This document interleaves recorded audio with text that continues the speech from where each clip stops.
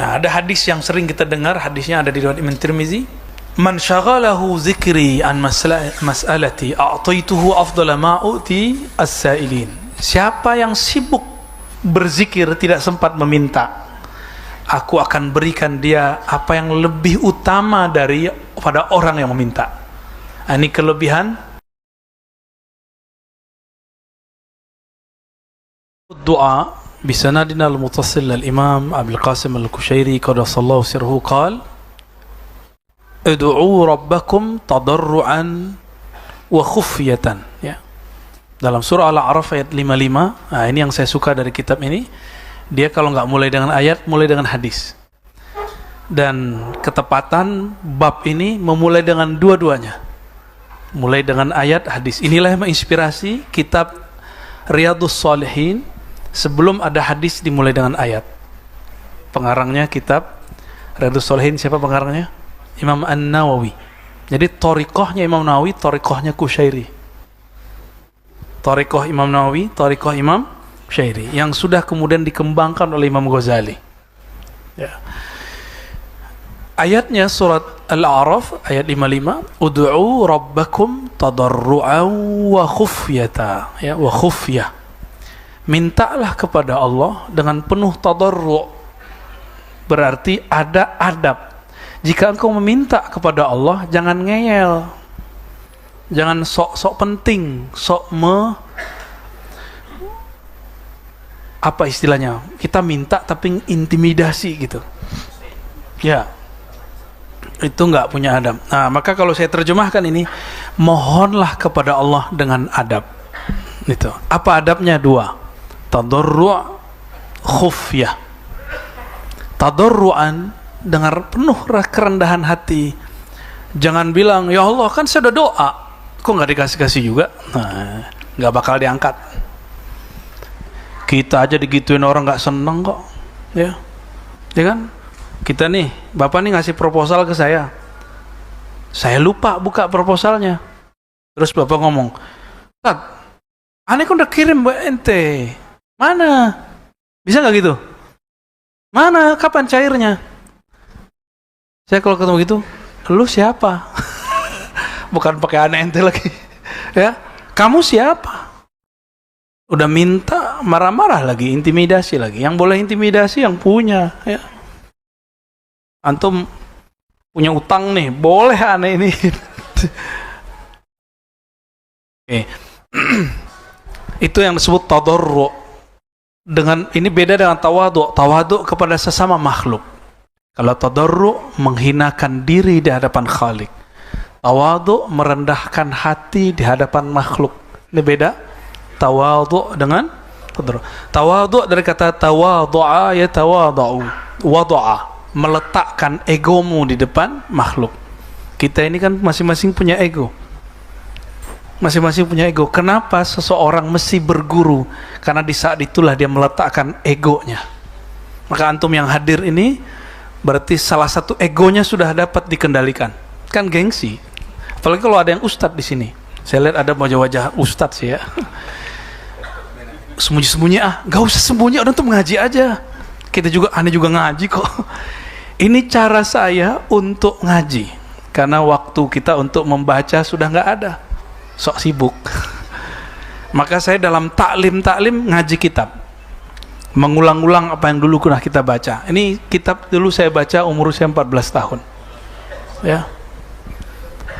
Guru saya bilang, saya udah tua, seharusnya kamu. Makanya ketika beliau mengatakan begitu, saya ingat saya harus selesaikan baca kitab ini. Umur 14, umur 15 guru saya wafat, ya. Abuya Hasan Basri Jalil, mursyid saya dalam Thariqah Naqsyabandiyah dan Samaniyah Qadiriyah, ya, rahimahullah syekhana, amin. Ud'u rabbakum tadarru'an wa khufyata. Maka kalau meminta rabbakum, Rabb engkau, apa arti Rabb? Rabbun itu secara nama ini berbeda dengan ilah, tapi yang dinamakan sama. Allah yang kita sujud kepadanya, Allah menamakan dirinya ilah. Allah tempat kita menggantungkan harapan. yang menumbuhkan satu helai rambut di tubuh, yang menjaga peredaran darah kita, semua tulang ini, itu disebut Rabb. Dia juga, dialah Rabbun, dialah Ilahun. Udah jadi bahasa Indonesia, Rabbi. Biasanya para penyair sastrawan mengatakan Rabbi Izzati. Izzati artinya keagungan Allah Subhanahu wa taala. Ada juga Ilahi, ya. Udah jadi bahasa Indonesia ya? Ilahi. Beda lagi ya, elah itu beda lagi ya.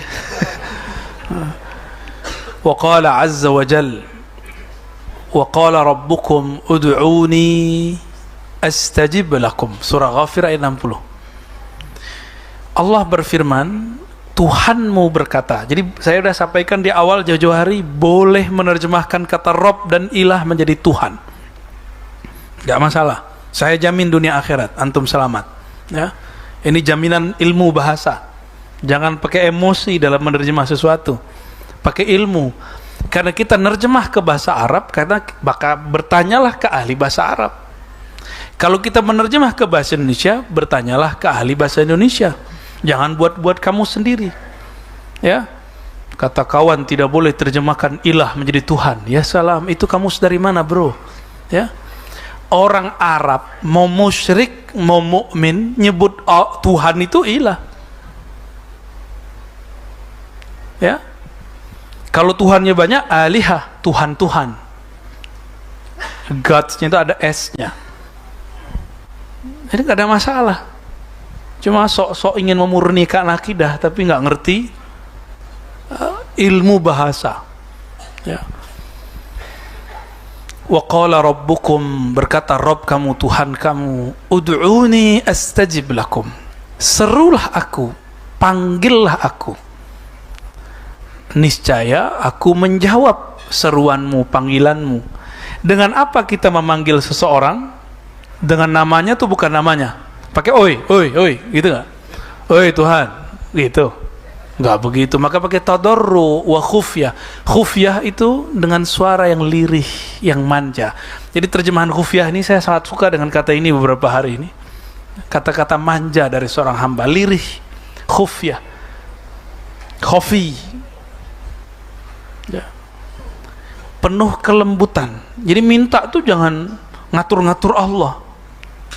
Rabb, kata Rabb itu artinya yang maha mengaturmu.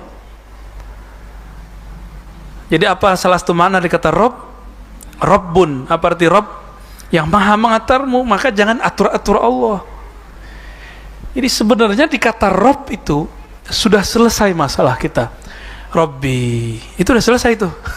Ya. Jadi kalau orang ngerti zauq, rasa yang terkandung dalam lafaz Rabb, selesai masalahnya. Rabbi, ya Allah, yang maha mengatur aku, yang menciptakan aku, engkaulah pelindungku, itu arti Rabb. Engkaulah yang menjamin aku, itu arti Rabb. Maka beberapa wali Allah kalau doa nggak nyebutin, cuma manggil ya Rabb, ya Rabb, gitu aja, ya. Al-Habib Umar, ya hafizahullah, kadang doa cuma ngomong anta, anta, gitu aja. Jadi belum merasakan kehadiran Allah dalam zikirnya, maka beliau mengatakan anta, anta.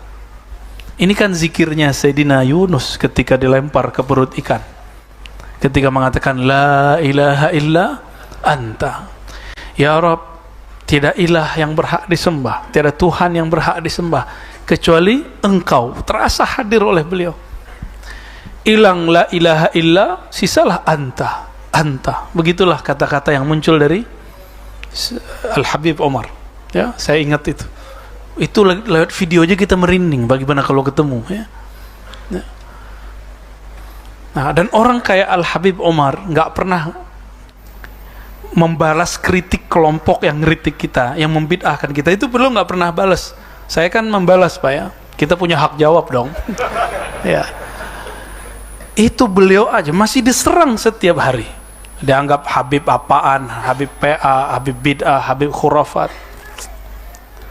Bapak kalau bisa bahasa Arab, lebih gila lagi. Saya ngecek tuh, mulai dari tulisan di grup-grup orang-orang yang ngomong dalam bahasa Arab, sampai kepada video-video, Masya Allah. Mereka itu belum ketemu akhlaknya Al-Habib Umar, belum ketemu, udah sok-sokannya. akhlaknya akhlak Rasul sallallahu alaihi wasallam. Ya. Wa qala akhbarana Ali bin Ahmad bin Abdan. Nah, ini kalau ahli hadis, kalau menyebutkan hadis pakai referensi. Referensi dulu semuanya body note. Di zaman itu kan belum ada cara ngetik footnote, Pak.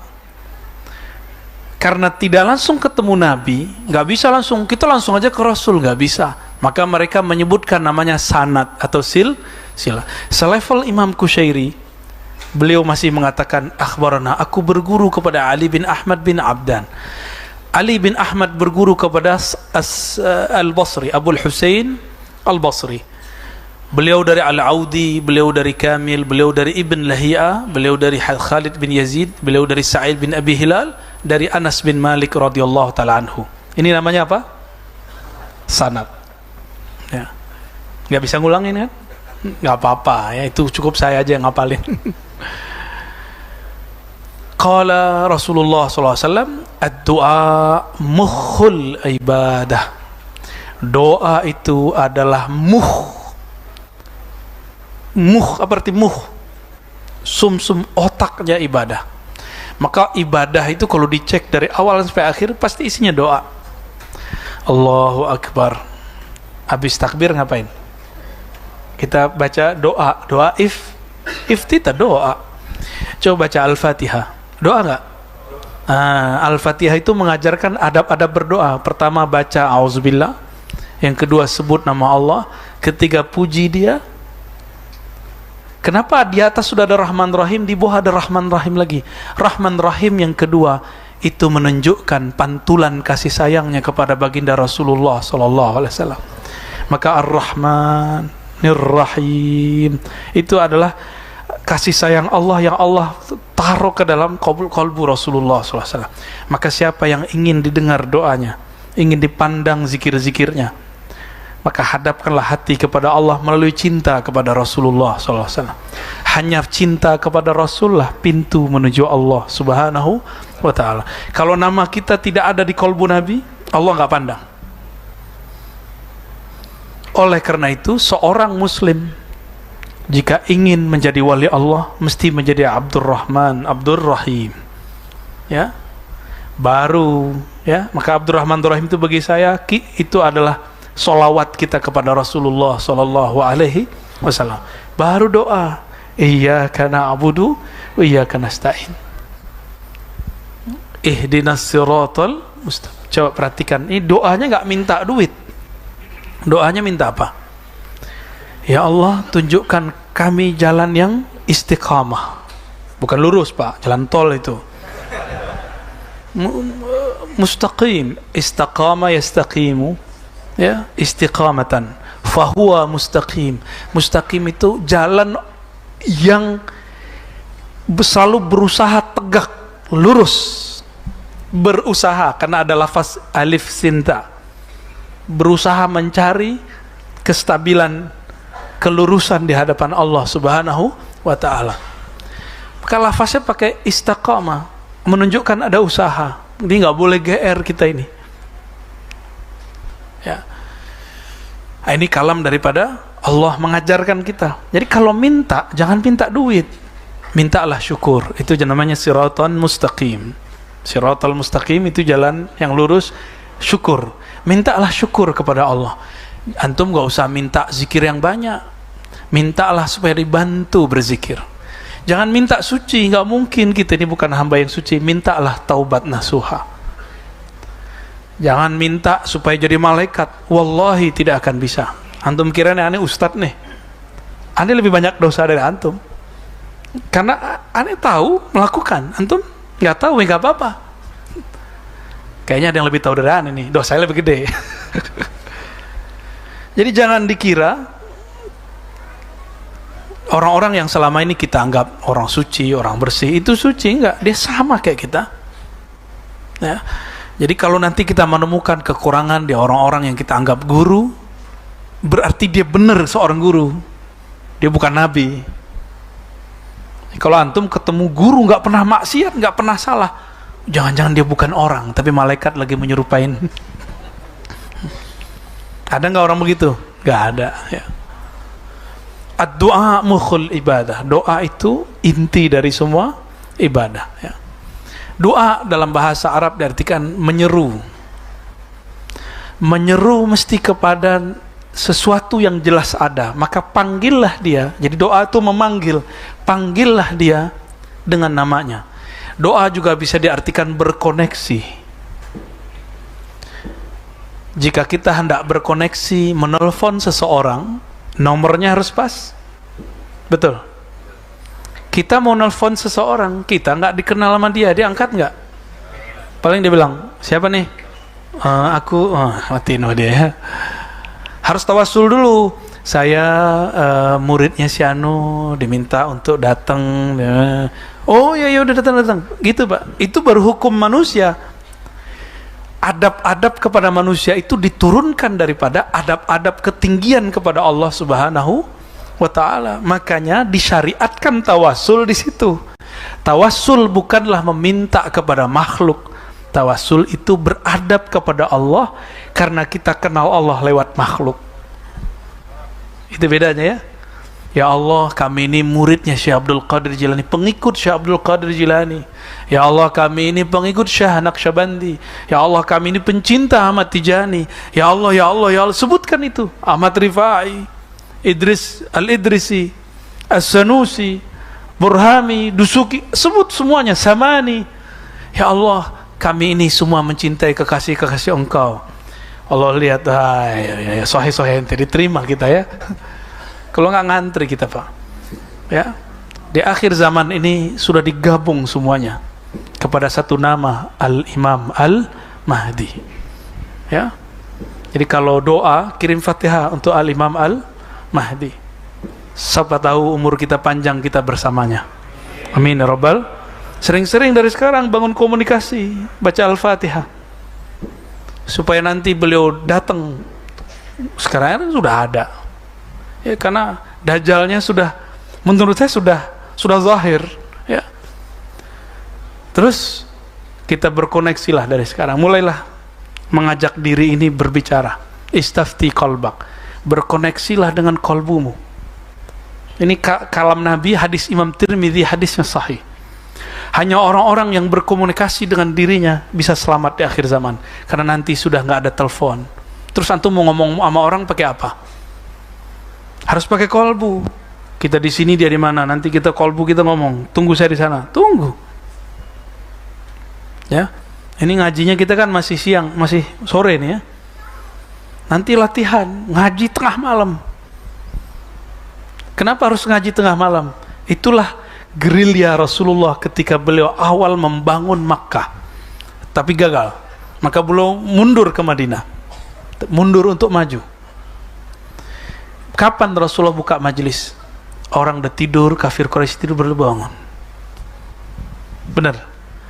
Maka gerakan-gerakan akhir zaman akan dimulai dengan cara-cara seperti itu. Ya, gerakan-gerakan akhir zaman akan memulai zikirnya, kajiannya, latihan-latihan rohaninya dengan bangun di tengah malam.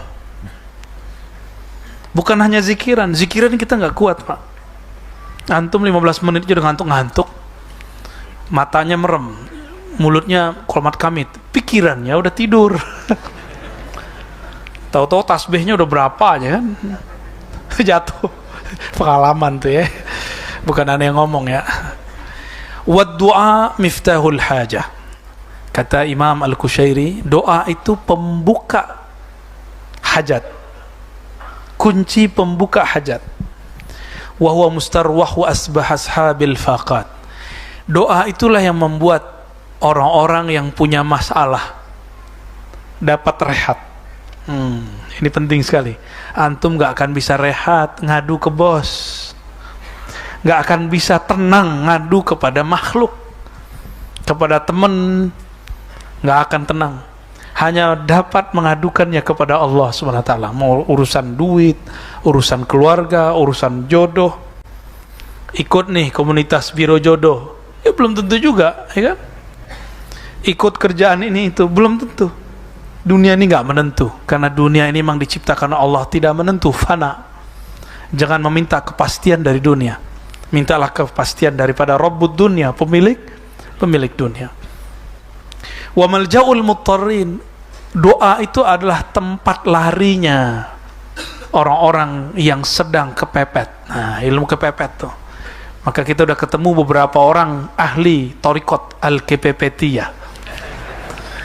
Emang dahsyat. Rata-rata jadi, nggak usah jauh-jauh mahasiswa kita nih, besok mau tugas, malam ini baru nulis, padahal sudah dibagi bulan lalu. Tapi kalau kepepet, maka ya, turunlah semua ilmunya ya. Ternyata kalimat ini ada dalam surat Az-Zumar. Ammay yujibul muttarra idza da'ah. Siapa lagi yang akan menyahut seruan orang-orang yang kepepet? Nah, itu dia. Jika dia berdoa menyeru Allah Subhanahu, maka orang-orang beriman ini hobi dia kepepet ya. Kalau bisa tiap hari. Jadi kalau nggak ada masalah hari ini, nggak ada ujian hari ini, mereka bingung, apakah aku ditinggal oleh Allah? Maka beruntunglah wahai orang-orang diuji, engkau sedang mendapatkan hari rayamu ya. Hari rayanya hamba-hamba Allah jika dia sedang diuji oleh Allah Subhanahu wa ta'ala. Maka berbaik sangkalah kepada Allah, kita akan lapang dada kepada makhluk ya. Wa mutanaffisu zawil ma'arib wa qaddama Allah Subhanahu wa ta'ala qauman taraku ad-du'a faqala wa yakbiduna aydiyahum qila la yamuddunaha ilayna fi su'al. Dalam surat 60 itu Allah mencela, menyindir orang-orang yang tidak mau ngangkat tangannya dalam doa. Wa yaqbiduna aydiyahum, mereka kalau doa nggak mau ogah doa. Nah, hati-hati ya. Ini bukan berarti aneh nyindir sekelompok orang ya. Itu mereka cara doanya memang aneh, doanya nggak pakai angkat tangan, kecuali antara azan dan ya, itu kan hadis nggak sampai derajat sahih, cuma hasan. Afdhalu du'a ma bainal azanain, doa paling afdal antara dua azan. Tangannya kenceng tuh naik. Emang gua nggak tahu hadisnya gitu ya. Tapi kalau habis sholat itu langsung dibid'ahkan ya. Jadi ustadz kita yang tadi jadi imam tuh itu dituduh bid'ah itu, karena dia habis isya doa. Padahal 4 waktu udah doa sendiri, masa nggak dikasih kesempatan aswaja sekali doa ya nggak? Kalau bisa nanti subuhnya juga doa ya, amin. Subuhnya doa bareng. Kenapa doa bareng ba'da subuh bagus? Karena mendoakan sesama muslim adalah afdhalul a'mal. Doa yang paling bagus, amal yang paling keren. Antum mau mendoakan orang lain. Dari mana dalilnya? Hadis Imam Muslim. Doa seorang mukmin li akhihi ya. Doa seorang mukmin untuk saudaranya. Kita kan egois. Kapan inti doain orang lain? Kapan doain orang lain? Habis sholat beneran? Nggak yakin, aneh paling cuma imam aja tuh. Kenapa khotib diangkat Allah jadi khotib? Karena dia mau mendoakan sesama mukmin. Allah maghfir lil mu'minina wal mu'minat. Kalau enggak turun dia, enggak sah sholatnya ya. Jadi rukun itu. Jika rukun ibadat sholat Jumat dalam khutbah ada doa terhadap orang beriman, maka ruknul walayah, rukunnya kewalian, seorang yang dicirikan wali ada pada dirinya, dia bahkan mendoakan orang yang dia benci supaya menjadi baik. Ini cuma beda-beda tipis, beda jingkrang enggak jingkrang, beda jenggot enggak jenggot, beda coblosan, antum udah benci-bencian ya. Wali apaan ente ya? Ngaca kepada wali-wali Allah ya. Kita malu kepada wali-wali Allah. Wali Allah tidak pernah benci di kolbunya ya. Capek lah Pak benci itu. Allah ini menciptakan alam dengan cintanya. Lalu kenapa kita melawan takdir itu, melawan kodrat alam ya. Pertemuan ini semuanya karena cinta. Antum ketemu seseorang karena cinta. Ada cinta fulus, ada cinta nafsu, ada cinta ilmu, ada cinta Allah. Wa ma lillahi baqiyah, yang karena Allah pasti kekal. Ada yang kumpul karena politik. Antum coba lihat, udah berapa tahun ini bubar nggak? Bubar. Apa kurang cukup ayat-ayat Allah ini? Apa masih belum lagi? Mau dibuat lagi nanti? Silakan, saya nggak ikut. Saya ingin bergerak dalam cinta kepada Allah Subhanahu wa taala. Inilah yang disebut di hadis Imam Abu Daud, hadis Ibnu Majah, hadis Imam Ahmad, hadis yang sahih. Nanti di akhirat akan muncul sekelompok orang, dia bergerak seperti halilintar, kilat. Orang-orang masih dihisap, dia cepat sekali nyampe langsung di ujung sirat. Lalu disebutkan di hadis itu, yaghbituhumul anbiya wasyuhada. Jangankan ente, nabi dan para syuhada aja bingung, iri positif. Ini siapa ini? Kok mereka bisa begitu? Nabi iri, kenapa? Umatnya tidak semuanya begitu. Itulah umat Nabi Muhammad SAW, yang Nabi sebut ikhwan. Itu dia. Yang Nabi SAW katakan ketika ditanya oleh Allah, itu siapa ya Rabb? Allah menjawab, hum al-mutahabbuna biruhillah. Mereka saling mencintai dalam ruhnya Allah. Ruh itu artinya rahmat, hembusan kasih sayang Allah Subhanahu wa ta'ala. Bukan ya Allah cuma beda politik doang, ya, cuma beda jingkrang gak jingkrang doang, ya salah, ya, cuma beda kunut gak kunut doang, cuma beda Sayyidina gak Sayyidina doang, cuma beda Asy'ariyah Salafi doang, ya. Kok cuma beda satu ahbab jamaah tabligh, satu bukan? Kenapa kemudian kita beda? Jangan-jangan di dalam kolbu ini banyak kamus kebencian, bukan kamus kasih sayang. Dan saya minta ampun kepada Allah jika saya menjadi asbab orang saling membenci, ya. Dan saya minta ampun kepada Allah jika ada yang dikritik malah kemudian tersinggung. Kita biasa dalam dunia ilmiah itu kritik mengkritik, malah kritik itu dirayakan di kampus-kampus dan di pesantren. Tapi oleh orang-orang yang mengkultuskan gurunya dan pendapat gurunya, mereka anti kritik. Kritik dia ngamuk, dia bawa Allah dan Rasulnya, bawa hari kiamat dan panitia surga neraka. Tersinggung lagi deh. Wa qala Sahal ibn Abdullah at-Tusturi, khalaqallahu ta'ala al-khalqa wa qala najuni fa in lam taf'alu fanzuru ilayya fa in lam taf'alu fasma'u minni fa in lam taf'alu fakunu bibabi fa in lam taf'alu faanzilu hajatikum bi. Sahal bin Abdullah membacakan sebuah riwayat ketika Allah menciptakan makhluk semua, maka Allah mengatakan najuni, bermanja. Manja itu bahasa Arab, Pak. Naja, ya, ya, naja, tempat bermanja, bahasa Arabnya manja. La manja wala malja'a illa ilaik, kan ada riwayat begitu. Jadi bahasa Indonesia ini bukan cocok logi, ya.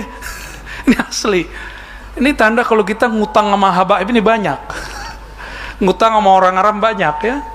Bermanja-manja, ya. Bermanja itu pengen dibebaskan, pengen diperhatikan.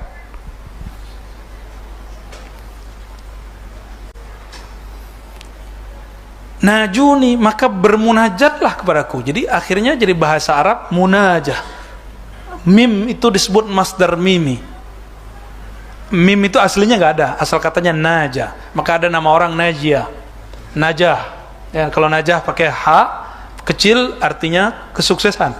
Kalau najah pakai H besar artinya ini berbisik, ya. Najwa anaknya Prof Quraisy, ya. Tuh cuma beda gitu doang, antum udah benci sama Pak Quraisy kan? Coba lihat saudaranya Mbak Nana berjilbab, kenapa antum gak lihat dia? Beliau itu tidak memaksakan pemahamannya kepada anaknya. Kan kalau orang udah dewasa, udah haid, perempuan, dia punya hak kebebasan memilih make atau tidak, gitu, ya. Ya kan? Tuh, cuma masalah gitu doang udah benci sama ulama, kan lucu. Apakah antum kalau hidup nih Nabi Nuh, lalu ada Kan'an yang durhaka, antum kayak benci sama Nabi Nuh, ya? Apa tuh Nabi Nuh? Anaknya gak diurus sama dia. Ya, jangan-jangan begitu tuh, ya. Nabi Lut, antum benci sama dia. Apa tuh Nabi Lut? Bini aja gak diurus sama dia. Mau gitu? Janganlah begitu. Pisahkan ulama dengan keluarganya. Hargai ilmunya, ya. Itu dari TK sampai S3 dia ngaji hadis, Quran, tafsir, usul fikih. Saya punya perbedaan dengan beliau, tapi saya menghargai beliau karena ngajinya lebih lama dari saya. Itu angkatan guru dari gurunya saya. Guru saya punya guru, itu umurannya beliau tuh. Ya. Berarti kalau sama aneh antum sama dia udah kakek apa tuh? Kakek buyut. Ya, saya berguru juga kepada beliau, tapi ya event tertentu aja. Setelah dari itu baru saya paham, oh selama ini saya salah paham terhadap beliau. Ya. Wahai makhluk, bermunajatlah kepadaku. Jika engkau tidak melakukannya, maka pandanglah aku. Maksudnya pandanglah nikmatku. Jika engkau tidak sanggup melakukannya, maka dengarlah ayat-ayatku. Jika engkau tidak melakukan juga, fakunu bibabi, datanglah ke pintu-pintuku. Pintu-pintunya Allah apa? Wali-walinya, kekasih-kekasihnya. Bukan masjid, Pak. Masjid kalau nggak ada ulamanya disebut masjid nggak? Nggak ada, nggak menarik masjid kalau nggak ada ulamanya. Yang membuat masjid itu menarik dikunjungi karena ada guru di situ, ada imam di situ. Ya. Jadi daya tariknya bukan sajadah yang bagus. Maka seorang pengurus jangan sibuk cuman membangun fisik. Sibuklah membangun peradaban rohani dan intelektual. Insya Allah masjidnya akan ramai terus. Ya. Karena orang-orang yang datang seperti antum ini bukan orang-orang yang cari makan malam toh. Ya kan? Antum cari makan ruhani. Soalnya kan? Berarti antum datang ini bukan fisiknya yang datang itu adalah rohaninya. Itu yang datang, ya. Alhamdulillahirabbil, udah seneng aja. Jika engkau tidak melakukan itu juga, fa'anzilu hajatikum bi, maka serahkan saja hajatmu kepadaku. Saya bertawakal gitu. Kapan doa diijabah? Doaul hal. Kata Imam Sahal, kata Imam Abu Ali Ad-Daqqaq, aqrabu doa ilal ijabah doaul hal. Doa yang paling cepat diijabah Allah, doaul hal. Doa ketika rasa itu turun. Maka jangan berdoa kalau belum ada koneksi kolbu dengan Allah. Ya. Jadi jangan salahkan saya, misalnya kalau di akhir pengajian kadang saya mimpin doa, kadang tidak. Itu tergantung halnya. Halnya nggak turun ya doa. Ya, gitu ya. Itu nggak bisa dibuat-buat, Pak. Dipejam-pejam mata. Gitu nggak bisa. Nggak bisa. Iya. Itu namanya dibuat-buat. Ada istilah bahasa Arabnya itu ya, tasonno. Itu nggak boleh. Tasonno itu dimakruhkan ya. Lebay, dibuat-buat. Nah, ada hadis yang sering kita dengar, hadisnya ada di riwayat Imam Tirmizi. Man syaghalahu zikri an mas'alati a'taituhu afdala ma u'ti as-sa'ilin. Siapa yang sibuk berzikir tidak sempat meminta, aku akan berikan dia apa yang lebih utama daripada orang yang meminta. Ini kelebihan kalau kita zikir. Itu baru zikir, Pak, belum orang-orang yang mengenal. Ini kalau diganti, man arafani, siapa yang kenal aku, siapa yang membicarakan tentang aku, sehingga lupa meminta kepadaku, apa aja hajatnya aku kasih. Sama nih kayak kita ketemu sama sahib wilayah, orang yang punya kampung, orang yang punya komplek, orang yang punya villa. Apa kata dia? Kamu mau villa mana aja pilih. Gitu gak? Nanti makan gak usah dipikirin, telepon langsung dikirim. Pernah punya teman begitu? Oh, saya punya teman, Pak, begitu. Maka gak berani sering-sering ke villanya. Takut malah nanti keenakan ya, lupa diri nanti. Nah, ini ada satu kisah sebelum 10 menit lagi, kan 33 ya. Tapi nanti habis azan lanjut ya. Baik. Datang seorang perempuan kepada Al-Imam Junaid yang wafat 279 Hijriah, Imam Salaf, guru dari Imam Asy'ari, imam kita dalam akidah. Katanya di depan sudah dipasang ya, Ahlu sunnah ya? Bagus ya, harus berani. Ya. Selamat buat pengurus ya. Ya dibenci-benci, dimarahin dikit bolehlah. Seorang mukmin yang wali nggak layak khaufuna laumata laim, tidak takut dicaci maki. Jalan terus ya. Bukan berarti dablek, bukan. Ini namanya percaya diri dengan ilmu yang Allah beri ya. Ada seorang perempuan datang kepada Imam Junaid. Jadi ternyata tradisi datangin guru untuk minta doa itu udah ada dari dulu. Antum jangan minta doa mana ya, minta doanya sama imam ya. Lebih mustajab lah, beliau hafiz Quran, hafalannya lancar, hafalan aneh nggak lancar ya. Datang ke Imam Junaid, Imam Junaid dimintakan doa, wahai Abul Qasim, tolong doakan supaya anakku kembali. Nah, kalimatnya begitu. Kata Imam Junaid, isbiri, yang sabar wahai ibunda, wahai bunda. Kalau kata ustaz sekarang, sabar bun, gitu ya. Faqala lahu ail sabri wa kam yabqa li taqa alaihi fad'u li. Oh, ini ngomongnya udah nyuruduk nih. Wahai Abul Qasim, aku sudah minta doa kemana-mana, aku sudah nyari dia kemana-mana. Anakku satu-satunya, belahan jiwaku. Jika dia hilang, aku khawatir diriku juga hilang. Imam Qasim Al-Junaid ya, Abul Qasim Al-Junaid mengatakan, baik. In kana al-amru kama qulti, kalau memang masalahnya udah sampai begitu, fazhabi, pulanglah. Engkau akan mendapati anakmu ada di rumah. Bingung, belum doa tuh. Jadi yang doa sebenarnya siapa? Si emaknya, karena yang punya masalah emaknya. Betul, pulanglah emaknya. Betul, anaknya sudah di rumah. Balik lagi emaknya. Junaid nih kok ngerti ya? Dia punya ilmu apa deh Junaid ini? Jatuh hati nih kayaknya. Datang, nanya lagi. Ya Abul Qasim, panggilan beliau, kunyahnya. Engkau ngerti dari mana anakku sudah sampai di rumah? Kata beliau, dibacain ayat itu, surat An-Naml ayat 63 atau surat Az-Zumar ya, mirip. Amma yujibul muttarra idza da'a. Siapa lagi yang akan menjawab satu pertanyaan, satu permintaan, satu doa jika si hamba sudah kepepet ya, udah habis akal, pasti doanya mustajab, tembus langsung ke langit. Guru saya menyebut yang naik itu bukan ruh, namanya ruhan atau rayhan ya. Itu naik ke langit.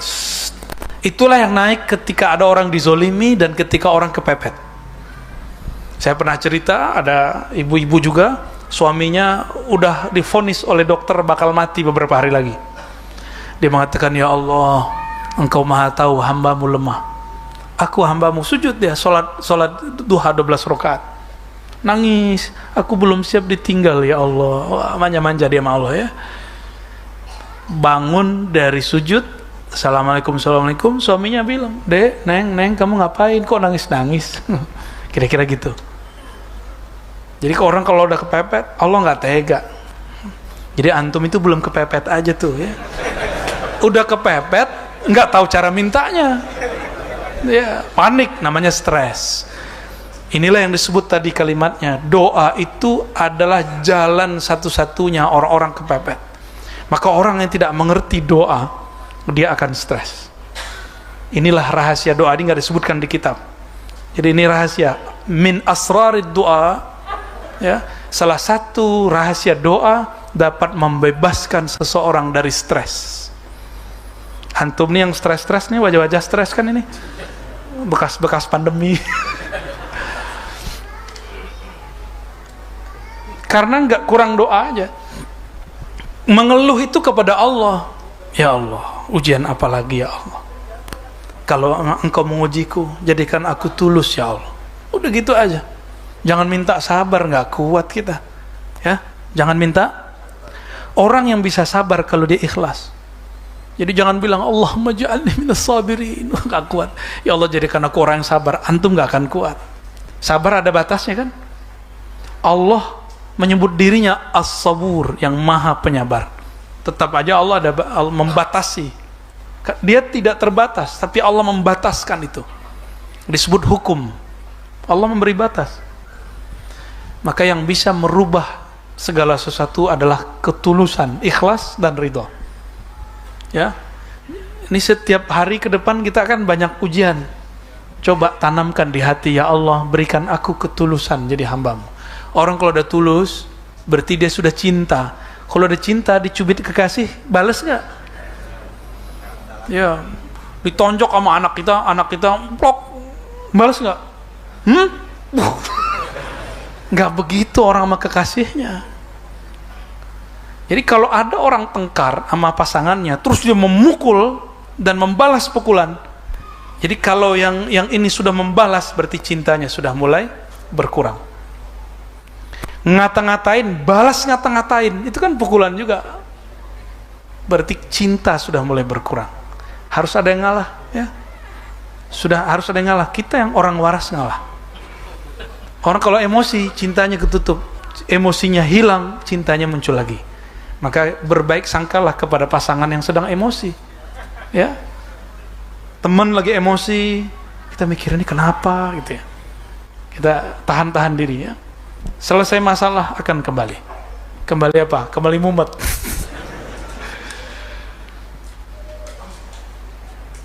Apa kata beliau? Yajibu ayyakuna al-'abdu sahiba du'ain bilisani wa sahiba ridha biqalbi. Semestinya seorang hamba Allah, lisannya sibuk menyebut nama Allah, batinnya sibuk untuk meridhai ketentuan Allah. Jadi jangan atur-atur Allah. Ini tips biar antum hidup bahagia, ya. Semua doa yang sudah kita lafazkan lalu kita katakan aku sudah doa kok Allah belum beri, itu langsung di cancel. Yang tadi mau naik udah nyampe di langit pertama, jatuh lagi, ya, karena tawasulnya kurang, sholawatnya kurang, itu nggak naik-naik tuh. Perasaannya lama, lalu kita ngomong saya udah doa kok nggak dikasih-kasih, ya. Emang Allah perlu apa dengan kita untuk menjawab doa kita? Kan nggak perlu. Kita ini akan menjawab seruan seseorang karena kita nggak dia penting, benar nggak?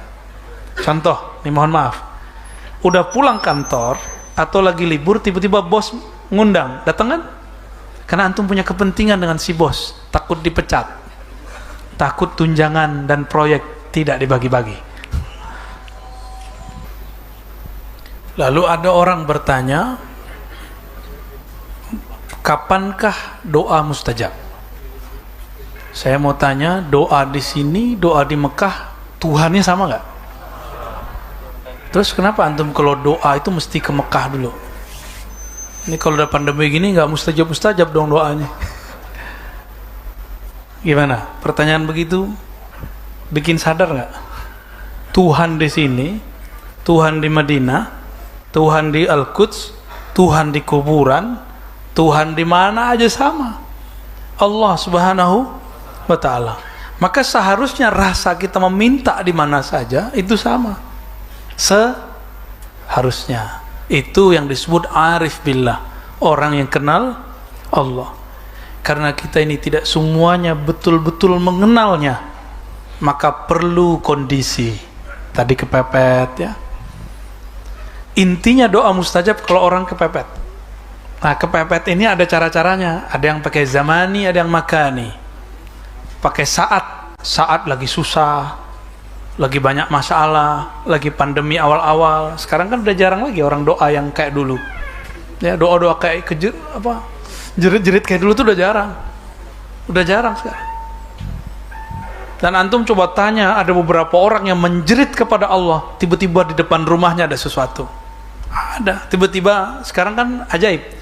Dulu kalau Malik bin Dinar bercerita, dia bersalawat kepada Rasulullah, lalu Rasulullah mengatakan, lihatlah, di bawah dipanmu, di bawah kasurmu ada dinar. Benar ada dinar. Itu bahasa, menurut saya itu bahasa majazi. Bisa juga hakiki. Dulu kan belum ada ATM, ya kan? Benar nggak? Kalau sekarang tiba-tiba di ATM antum ada duit gitu, ya. Itu ngepepet ya. Jangan mabi ngepet ya. Jadi doa itu akan naik diangkat, apabila qalbuhu hadirun ma'allah, qalbunya merasakan kehadiran Allah. Orang-orang itu butuh kadang stimulus dulu supaya dia merasakan kehadiran Allah Subhanahu wa ta'ala. Perlu ketemu guru dulu, perlu punya masalah dulu.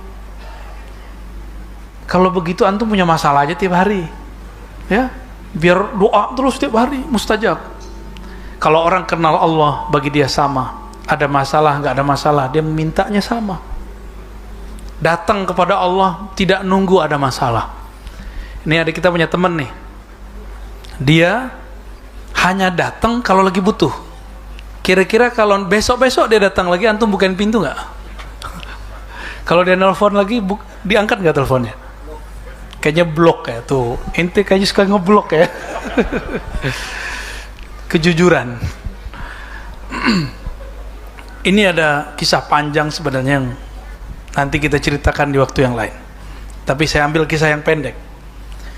Imam Sahal bin Abdullah At-Tustari didatangi oleh Ya'qub ibn Laits. Tapi sebelum datang, Ya'qub bin Laits ini datang kepada seorang wali atau seorang yang soleh. Dia ternyata punya penyakit yang gak sembuh-sembuh.